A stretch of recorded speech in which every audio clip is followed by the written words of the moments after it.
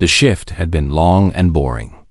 Una Park walked through the cargo bay with tired feet, her scanner beeping softly as she checked the last few containers. Around her, aliens of different shapes and sizes moved past, carrying boxes and pushing floating carts. None of them looked at her. Humans were still new to this part of the galaxy, and most species preferred to pretend they did not exist. Una did not mind. She liked the quiet. She liked her job. She liked the steady rhythm of scanning containers, marking them safe or unsafe, and moving to the next one. It was simple work, but it paid well, and it kept her far from the troubles of Earth. She had worked on Helix 7 for 3 years now. The space station was massive, home to thousands of beings from dozens of worlds. It floated in the darkness between stars, a place where traders came to buy and sell goods from across the galaxy. Una had learned to navigate its metal halls, to understand its strange smells and sounds, to smile politely at creatures that found her terrifying simply because she had forward-facing eyes. Humans were predators. That was what the galaxy believed. Dangerous animals from a death world, barely civilized enough to be allowed in polite society. Una found this funny. She had never hunted anything in her life except for good deals at the station market. Her shift ended at the 20th hour. She walked to the worker section, passing through narrow corridors lit by pale blue lights. Her locker was in a small room shared by other cargo workers, though she rarely saw them. Different species kept different schedules. She pressed her hand to the locker door. It beeped and slid open. 6 glowing eyes stared back at her. Yuna froze. Her heart jumped once hard and then settled into a steady beat. She had learned long ago that panic helped nothing. 3 small creatures huddled in the corner of her locker. They were the size of large cats, covered in dark scales that shimmered like oil on water. Their eyes were amber, bright, and wet with fear. They had too many legs, sharp little claws, and mouths full of teeth that looked like broken glass. She knew what they were. Everyone on the station had seen the alerts. Valkyrie. Cubs. The Valkyrie were one of the most dangerous species in the known galaxy. Apex predators from a world so harsh that even humans would struggle to survive there. They were smart, fast, and deadly.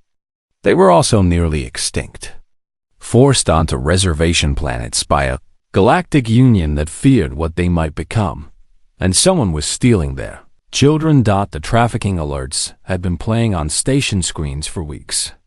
Valkyrie cubs were worth a fortune on the black market. Rich collectors paid millions to own something so rare and dangerous. The penalty for possessing them was death by spacing. No trial, no mercy. Una should close the locker. She should call security. She should walk away and pretend she never saw anything. The smallest cub made a sound. It was weak and broken, like a kitten crying for milk. Its scales were dull, and its eyes were cloudy. It was dying.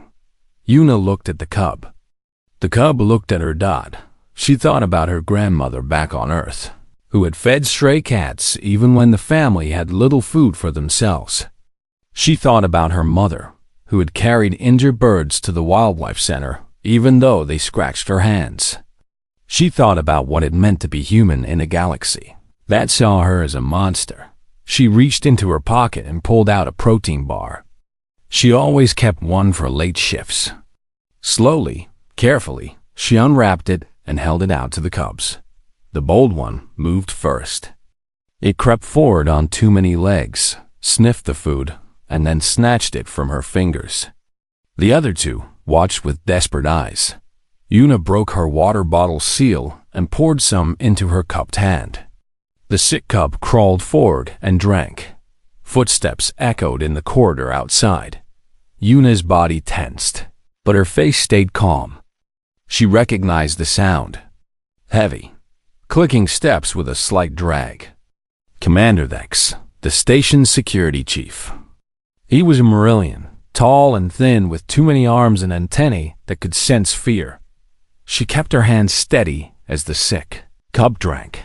The footsteps grew louder, closer. Dex appeared in the doorway. His compound eyes swept the room, taking in everything at once. His antennae twitched. "Inspector Park," he said. His voice was like dry leaves rubbing together. "Working late?" "Just finishing up," Una replied. Her voice was easy, casual. Her heartbeat stayed slow. Predators did not show fear. "Long shift today." Dex's antennae moved again. She knew he was reading her, searching for the chemical signs of deception or stress. But Una had grown up on a colony ship where showing weakness meant losing everything. She had learned to control her body the way other people learn to walk. "The trafficking alerts," Dex said. "You've seen them?" "Of course." Una nodded. "Terrible business. I hope you catch whoever is responsible." Dex watched her for a long moment. Then he made a sound that might have been agreement and turned away. His footsteps faded down the corridor. Una waited until she could no longer hear him. Then she let out a breath she did not know she was holding. She looked down at the cubs. They looked back at her. "You are going to get me fired," she whispered. The bold one chirped softly. The cautious one tilted its head. The sick one pressed its small body against her hand, seeking warmth. Una smiled. She closed the locker door, leaving a small gap for air. She would need supplies: food, water, medical equipment. She would need help, though she was not sure who she could trust. She pulled out her tablet and began searching through restricted files. Her security clearance was low, but she had learned a few tricks over the years. The station systems were old, full of holes that no one bothered to fix. After 10 minutes, she found what she was looking for. Valkyrie homeworld, Kethvora. Status: quarantine zone. No unauthorized entry. Population: critically endangered. Estimated fewer than 10,000 individuals remaining. 10,000. From a species that had once numbered in the billions. Una stared at the screen. The cubs in her locker were not just rare. They were some of the last of their kind. If they died, a piece of the universe died with them. She put the tablet away and started walking toward the supply section. She had work to do. Behind her, in the darkness of her locker, 3 pairs of amber eyes glowed softly, waiting, trusting they had found their pack mother. They just did not know it yet. 3 days passed. Una slept only in small pieces, stealing hours between shifts and secret visits to her locker. She had moved the cubs twice already, shifting them through maintenance tunnels that most station workers did not know existed. Now they lived in a forgotten storage room behind the hydroponics bay, surrounded by pipes that hummed with warm water. She needed help. She knew this. But trust was a dangerous thing on a station where everyone had secrets. On the 4th day, she sent a message. Do-Hyun Kang arrived at her quarters after midnight. He was tall and loud, with messy hair and a smile that came too easily. They had grown up together on the same colony ship, 2 Korean kids learning to survive in the black emptiness between stars. He had become a scientist. She had become a cargo inspector. But some bonds did not break, no matter how far people traveled.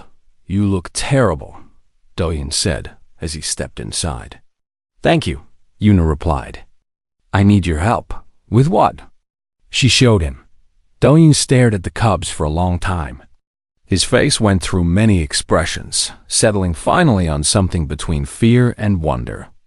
The bold cub, which Una had started calling Bomb, chirped at him and showed its teeth. The cautious one, Jiol, watched from the shadows with cold calculation. The smallest one, Nuri, slept fitfully in a nest of old blankets.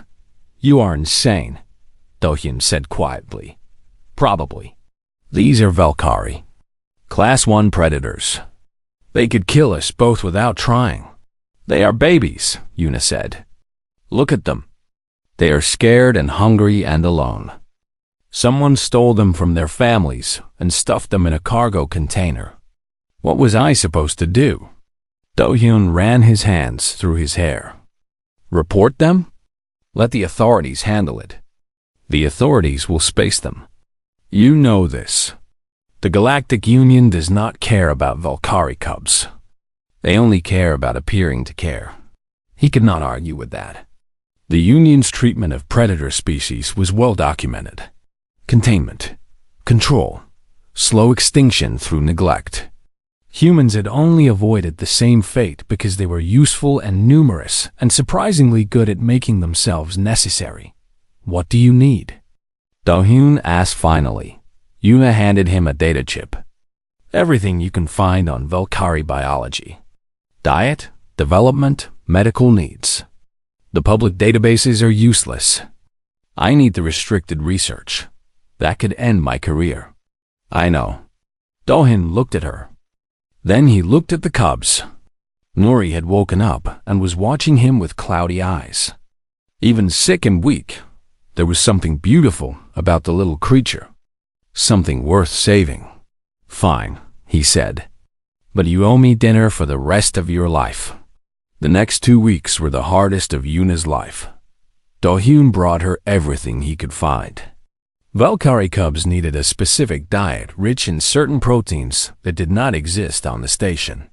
Yuna learned to synthesize them using equipment borrowed from the medical bay. Their scales needed humidity to stay healthy. She installed a small misting system in their hiding spot. They required physical contact to feel safe. She spent hours sitting with them, letting them climb over her, getting used to the feeling of claws that could slice through metal resting gently on her skin. The cubs grew quickly.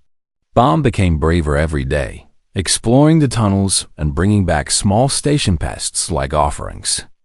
Jeol remained watchful, always positioning itself between danger and its siblings. But Nuri got weaker. The sickness is in its blood, Do-hyun explained, his face grim. Some kind of parasite? Maybe from the trafficker's cargo hold. I can synthesize a treatment, but it needs to be given every few hours for at least 3 days. 3 days. Yuna had work. She had shifts she could not miss without raising suspicion. 3 days of constant care was impossible. She did it anyway. She told her supervisor she was sick. She hid in the maintenance tunnels with the cubs, hand-feeding Nuri the bitter medicine that made the small creature whimper and shake. She did not sleep. She barely ate. Her body ached and her eyes burned, but she did not stop. On the second night, Nuri's heart almost stopped. Yuna held the cub against her chest, feeling its weak pulse flutter like a dying bird. She whispered words that made no sense, prayers to gods she did not believe in, promises she could not keep. She rocked back and forth in the darkness, surrounded by pipes and steam and the distant hum of the station's engines. Baham and Jeol pressed close, their small bodies warm against her legs. They made soft sounds, almost like singing, a subsonic vibration that Yuna felt more than heard. "Stay with me," she whispered to Nuri. "Stay with me. I did not go through all this trouble just to lose you now." The night stretched on forever, and then slowly Nuri's pulse grew stronger by morning. The little cub was drinking water on its own. By evening, it was eating solid food. By the third day, it was playing with its siblings, weak but alive, its scales starting to regain their shine. Yuna sat against the wall and watched them. She was so tired she could barely think. Her body felt like it was made of stone. But when Nuri crawled into her lap and began that strange subsonic purring, she felt something warm spread through her chest. Do-hyun found her there later, all 3 cubs piled on top of her, sleeping peacefully. "They think you are their mother," he said softly.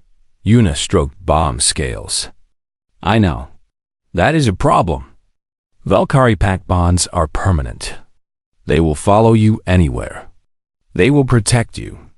They will die for you. I know. And you will do the same for them." Yuna looked up at her old friend. Her eyes were tired but steady. "Yes," she said. "I will." Do-hyun sat down beside her. For a long moment, neither of them spoke. The cubs slept on, their breathing slow and peaceful, their claws tucked safely away. "We cannot hide them forever," he said finally. "I know. The station will find them eventually. Someone will talk. Someone always talks." Yuna nodded. She had thought about this. She had played out every scenario in her head, every possible future, every way this could end. Most of them ended badly, but some of them did not. "Then we need a plan," she said. "A real one. Not just hiding and hoping." Do-hyun smiled his easy smile, though this time it did not quite reach his eyes. "Lucky for you," he said. "I am very good at plans." In her lap, Nuri stirred and made a small sound of contentment. Yuna held the cub closer. Whatever came next, she would face it. She was not alone anymore. The investigator arrived on a shuttle from the Union Central Worlds. Her name was Gela, and she was a Riavani, tall and pale with too many joints in her arms and legs. She moved like a spider walking on water, smooth and unsettling. Her eyes were silver and held no warmth. Yuna learned about her from the station gossip network before any official announcement. The cargo workers whispered about the Union inspector who had come to find the missing Valkyrie cubs. They said she was cold. They said she was cruel. They said she had never failed to close a case. Yuna kept working. She kept her face calm and her heartbeat steady. But inside, fear was growing like ice in her chest. Gala wasted no time.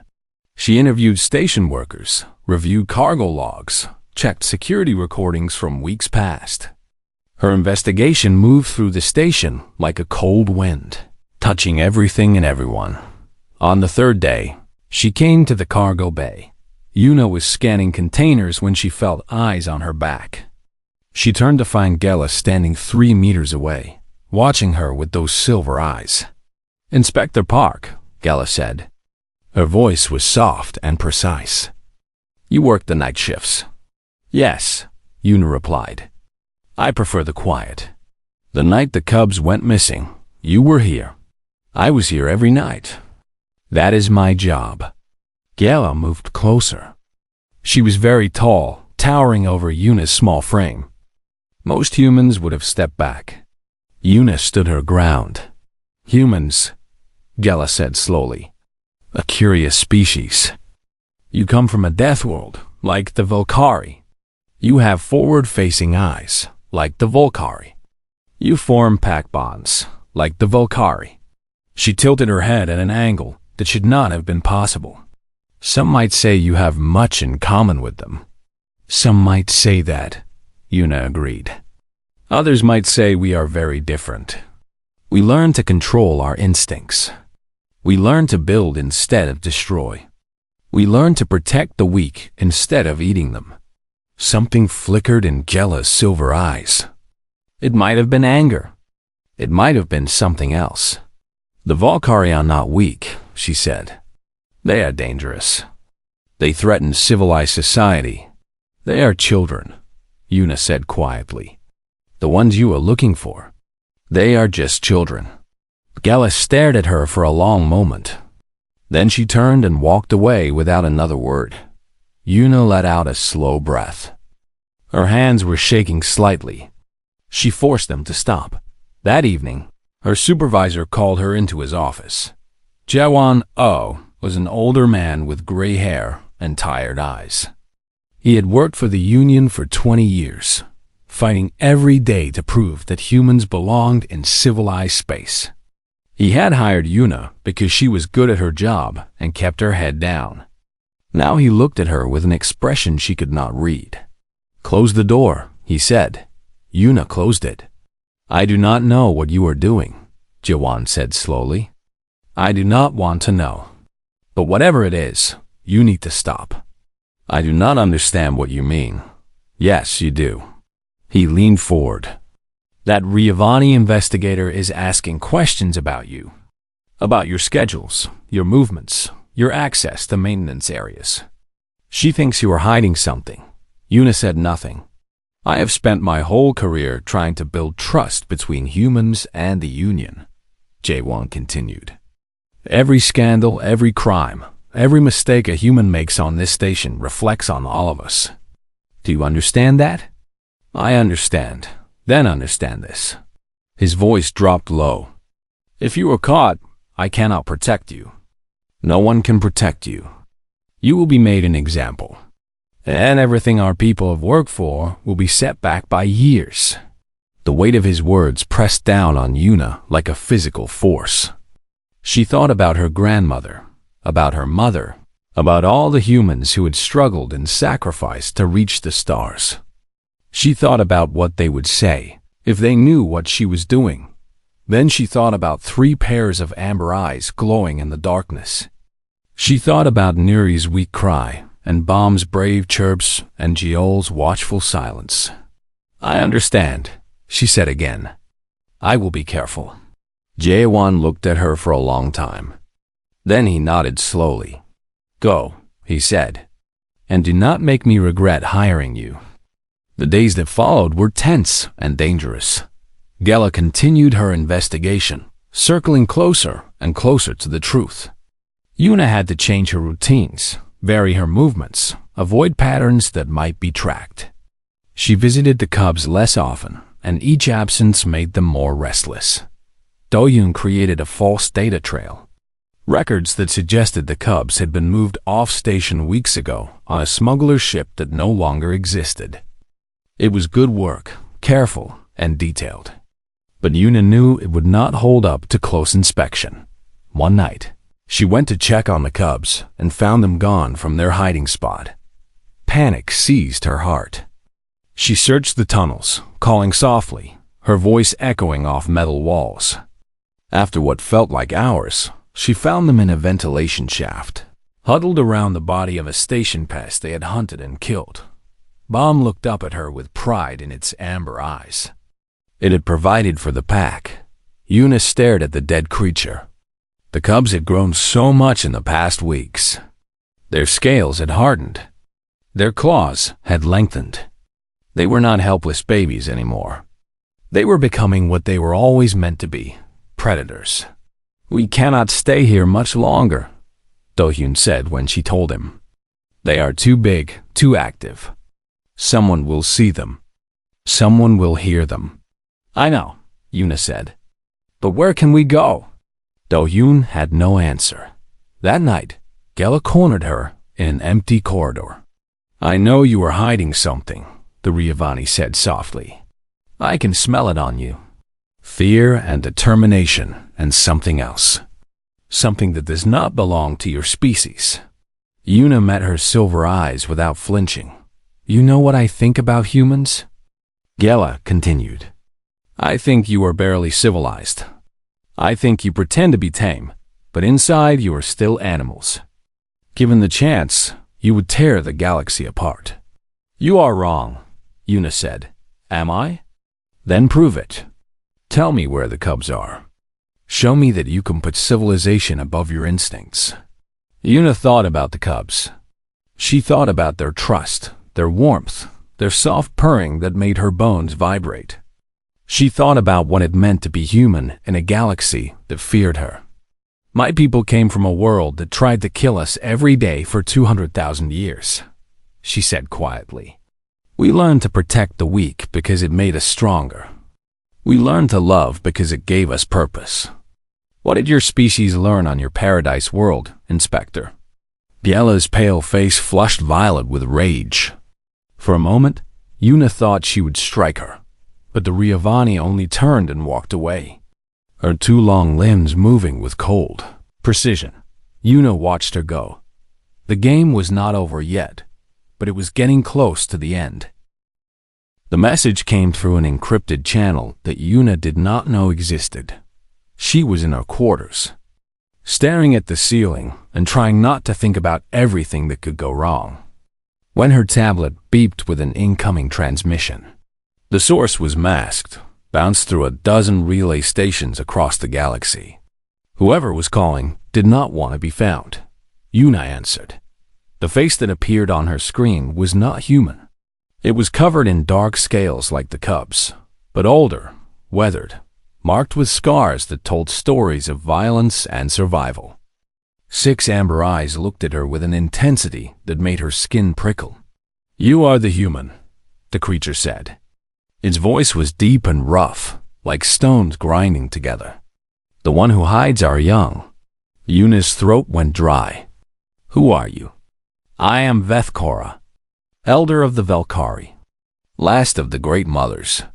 The creature leaned closer to the camera. "I have been searching for those cubs since they were taken, and now I find them in the care of a prey species with no claws and no armor. Explain yourself." For a moment, Yuna could not speak. The weight of those ancient eyes pressed down on her, demanding truth. "I found them," she said finally, "in my locker, scared and starving. I could not leave them to die. Why? What do our young matter to you?" Yuna thought about the question. It deserved an honest answer. "I do not know," she admitted. "Maybe because they reminded me of myself, alone in a place that feared me. Maybe because I was raised to believe that protecting the helpless is what makes us human. Maybe because when I looked into their eyes, I saw something worth saving." Vethkora was silent for a long moment. Then she made a sound that might have been a laugh, though it held no joy. "Humans," she said. "We've heard stories about your kind. Deathworlders who refuse to become monsters. Predators who chose to protect instead of destroy. We did not believe it. And now? Now I am not sure what to believe." Vethkora's eyes narrowed. "Tell me about the cubs. Are they healthy? Are they safe?" Yuna told her everything. The discovery, the hiding, Nuri's sickness and recovery, the growing danger from the investigation. She held nothing back. If this ancient Valkyrie wanted to judge her, she would give her all the truth she needed. When she finished, Vethkora was quiet for a long time. "You have done well," she said finally. "Better than we could have hoped. But you do not understand the danger you are in. I know about the trafficking laws. I know what the Union will do if they find me." "No." Vethkora shook her massive head. "You do not know. The trafficking is not random crime. It is policy." The word hit Yuna like a blow to the stomach. "What?" "The Galactic Union does not want the Valkyrie to survive. We are too dangerous, too independent, too unwilling to submit to their control. So they put us in reservations and told the galaxy we were contained. Then they looked away while the poachers came for our young." Yuna felt sick. "The Union is behind the trafficking? The Union enables it. There is a difference, but the result is the same." Vethkora's voice grew heavy with old pain. "They steal our children. They prevent our breeding. They wait for us to die out naturally, so they can claim their hands are clean. That is genocide. That is politics." Yuna's mind raced. She thought about Gela, about the investigation, about the strange intensity behind the Riavani's silver eyes. It all made terrible sense now. "The investigator," she said. "She is not just looking for the cubs. She is looking for anyone who might expose the truth. Yes, and there is more." Vethkora leaned closer to the camera. "The one who controls the trafficking operation is a director named Palax. He is a Thelian, one of the crystalline species that considers itself the peak of civilization. He has much to lose if the truth comes out." "How do you know all this?" "We have spent years gathering evidence. Slowly, carefully, at the cost of many lives." Vethkora's eyes blazed with cold fire. "We cannot act openly without proof that the galaxy will believe. But we have been watching. And now we watch you." Yuna's tablet beeped with another alert. She glanced at it and felt her blood turn to ice. A diplomatic shuttle had just docked at the station. Official Union business. No inspection required. They are here, she whispered. Who? I do not know. But something is wrong. She looked back at Vethkora. If something happens to me, the cubs are hidden behind the hydroponics bay. Access Tunnel 7, Storage Room 19. The code is my grandmother's birthday. Vethkora's eyes widened slightly. You would trust me with this? I trust you more than the Union. And if I cannot get the cubs to safety, someone has to know where they are. For a moment, something shifted in the ancient Valkyri's face. Something that might have been respect. You are prey-shaped, Vethkora said softly. Soft-bodied. No claws, no armor, no natural weapons. Yet you shelter our young when the galaxy turns away. The Valkyri do not forget. The Valkyri do not forgive. But for you, little human, the Valkyri will remember kindness. The transmission ended. Yuna did not have time to think about what that meant. She grabbed her jacket and ran. Do-Yoon was waiting for her in the hydroponics bay, his face pale with fear. The false data trail, he said. Someone found it. Director Palax himself is on the station with a strike team. They have 12 hours to search before their diplomatic cover expires. How do you know? I have friends in the communications center. Yuna, they are not here to arrest anyone. They are here to eliminate problems. Yuna's heart pounded in her chest. She thought about the cubs, sleeping peacefully in their hidden room, trusting her to keep them safe. She thought about everything she had risked, everything she had sacrificed. Then we do not run, she said. Do-Yoon stared at her. What? They expect us to hide. They expect us to be afraid. They expect us to act like prey. Yuna's eyes hardened. But we are not prey. We are human. And humans do not let the innocent die without a fight. Yuna, they have weapons, training, authority. We have nothing. We have the truth. And we have 3 Valkyrie cubs who are almost grown. She grabbed his arm. I need you to trust me. Can you do that? Do-Yoon looked at her for a long moment. Then he nodded slowly. Always, he said. Good, because we are going to need help. And I think I know where to find it. She started walking toward Commander Vex's office, thought it was time to find out who her real friends were. Commander Vex listened without interrupting. His antennae twitched as Yuna spoke, reading her stress levels, her fear, her determination. When she finished, he sat in silence for a long time. You asked me to betray the Union, he said finally. I ask you to do what is right. Those are not always the same thing. No, Yuna agreed. Sometimes doing what is right means breaking the rules. Sometimes it means risking everything for people who cannot protect themselves. I know this is not easy, but I also know that you are a good person, Commander. I have watched you for 3 years. You enforce the law because you believe it protects people. But these laws are not protecting anyone. They are hiding a genocide. Vex's compound eyes flickered. She could not read his expression, but she could feel the weight of his thoughts. I have spent my whole career following orders, he said slowly. I told myself it was for the greater good. I told myself the system was imperfect but necessary. But lately, I have been wondering if I was just too afraid to question. He stood up. I will not fight the strike team for you, he said. I cannot. But I can make sure they do not find the cubs too quickly. I can slow them down, send them in wrong directions, give you time to prepare. That is enough, Yuna said. Thank you. Vex's antennae drooped slightly. Do not thank me yet. This may still end badly for all of us. The next hours moved like a dream. Yuna gathered everyone she could trust. Do-Yoon, of course. Jiawan, who looked like he wanted to refuse, but nodded grimly when she explained what was really happening. 2 other human workers who had heard the rumors and decided to stand with their own kind. A young Marillion engineer who owed Una a favor from years past thought it was not an army. It was barely a resistance, but it was something. They moved the cubs to the main hangar bay, the largest open space on the station. It was a gamble, but Una knew that hiding was no longer an option. The strike team would find them eventually. The only choice was where to make the stand. The cubs understood something was happening. Bomb paced restlessly, scales rippling with tension.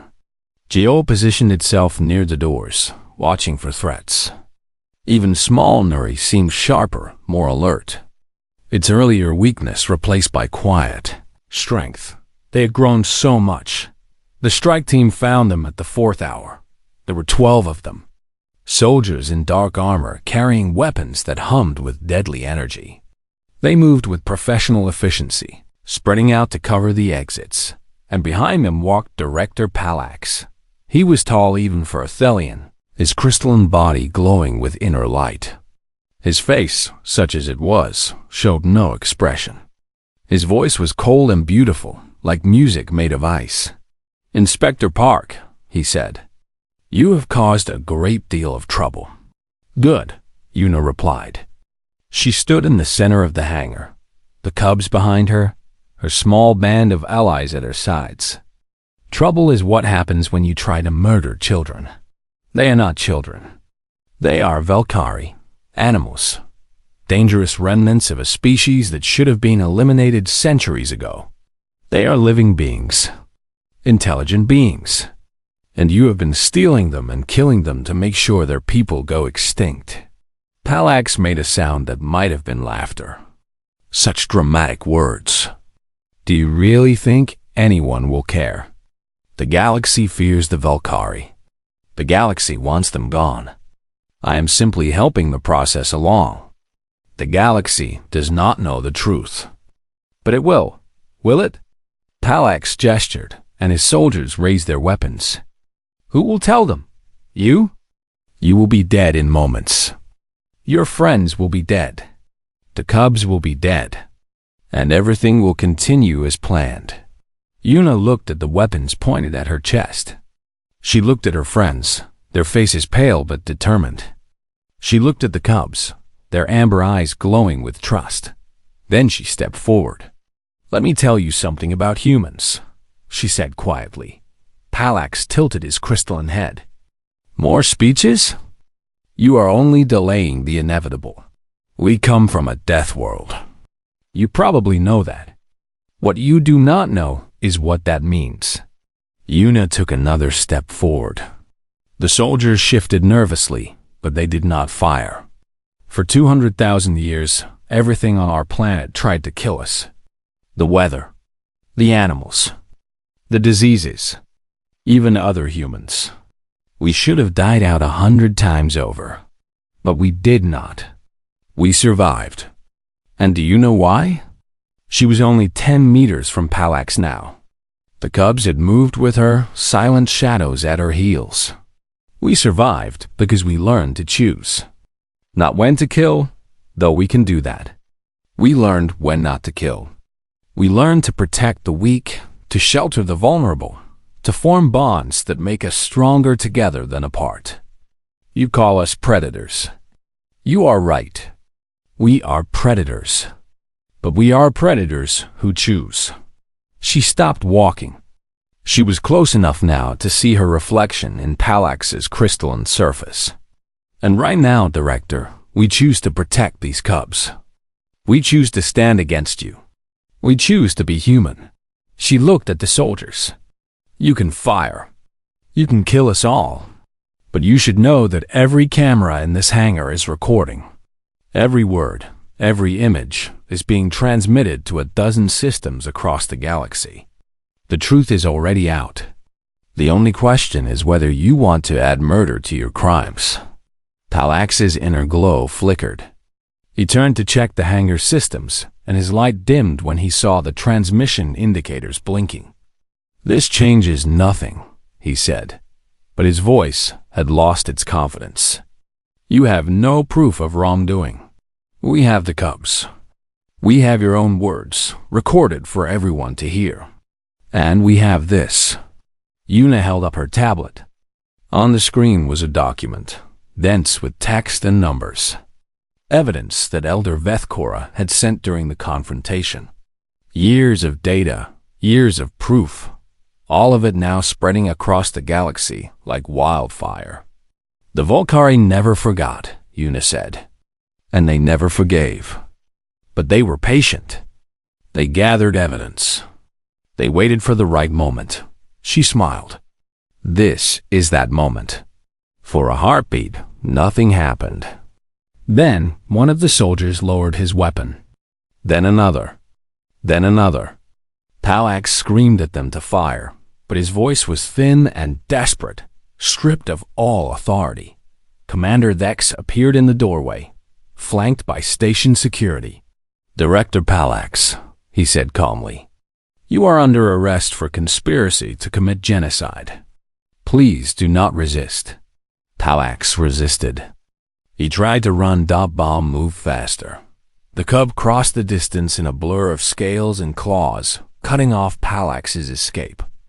The director stumbled backward, tripped, and fell. He lay on the floor, staring up at the young Volcari predator that stood over him with teeth bared. "Yuna," Doyun whispered. "The cub." "Wait," Yuna said softly. Bomb looked at her. Its amber eyes were bright with hunting instinct, with the urge to finish what it had started. Yuna shook her head slowly. Bomb held still for a long moment. Then it stepped back from Palax and returned to her side. "Good," Yuna whispered, stroking its scales. "Good." 6 months later, Yuna received a message. She was back at work in the cargo bay. The scandal had rocked the Galactic Union, but somehow, impossibly, she had emerged unscathed. Jiawan had testified on her behalf. Vex had provided evidence of Union corruption. Even Gela, facing her own investigation, had admitted that she had found no proof Yuna had done anything wrong. The cubs were gone, transported to a secret Volcari sanctuary that Vethkora had arranged. It was for the best. They belonged with their own people, learning to be what nature had made them. But Yuna missed them every day. The message was a video file, encrypted and anonymous. She opened it in her quarters, alone, with the lights dim. The image showed a forest on an alien world. Strange trees with purple leaves, skies the color of copper, mist rising from the ground like ghosts. And standing at the forest's edge, 3 Volcari. They were fully grown now, magnificent and terrible, covered in armor like scales, their amber eyes glowing with intelligence and power. Bomb stood in front, proud and bold as ever. Gio watched from the shadows. Nuri, small no longer, stood at the rear with quiet dignity. Bomb looked directly at the camera. It opened its mouth, and the subsonic purr that emerged made Yuna's tablet vibrate in her hands. The translator struggled with the sound, but finally produced words. "Pack Mother. We remember." Yuna's eyes filled with tears. She pressed her hand to the screen, as if she could reach through and touch them one more time. "I remember too," she whispered. The video ended. Yuna sat in the darkness for a long time, smiling through her tears. The universe was vast and cold and often cruel. It was full of beings who feared what they did not understand, who destroyed what they could not control, who built empires on the bones of the innocent. But it also had humans. Humans who chose kindness over instinct. Humans who protected the helpless even when it cost them everything. Humans who looked at terrifying predator cubs and saw not monsters, but family. Humanity, Yuna thought. Yeah, thought that was worth something.